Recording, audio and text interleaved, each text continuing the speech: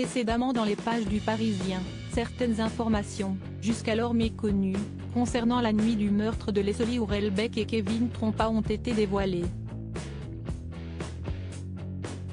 Des révélations qui ont notamment permis aux parents des jeunes victimes de connaître tout ce qu'il s'est passé au cours de la soirée du 25 au 26 novembre. Mais voilà, comme l'a fait savoir le père de la jeune femme à Sud-Ouest, ce vendredi 28 avril, un élément l'a particulièrement anéanti. En effet, durant son audition, Nathan, l'un des agresseurs, a raconté, en détail, ce double meurtre. Selon ses déclarations, après la visite surprise du groupe de jeunes, alors qu'ils cherchaient un lieu où enterrer les corps de leurs victimes, ces derniers se sont aperçus que Leslie était toujours vivante. C'est pourquoi, ils ont alors fait en sorte de la tuer pour de bon. Un détail qui a profondément brisé le père de la jeune femme. Mon réconfort, c'était de penser que Leslie était décédée vite, a-t-il déploré auprès de Sud-Ouest. C'est terrible de lire que ça n'a pas été le cas. On n'est jamais prêt à lire des choses pareilles.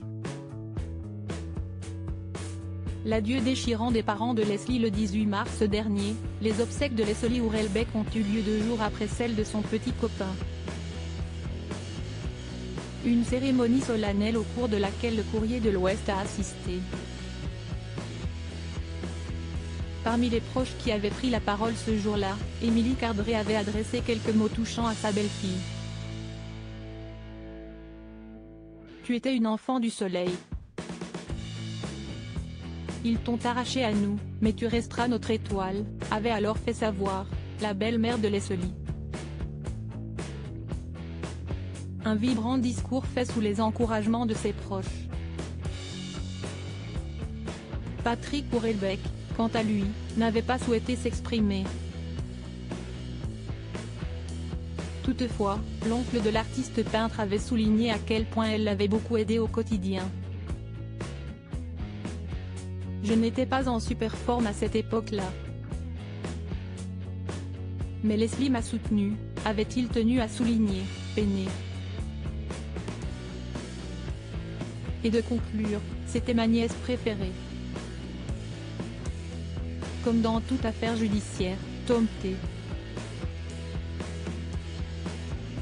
Nathan B. et Enzo C., mis en examen dans cette enquête, demeurent présumés innocents des faits qui leur sont reprochés.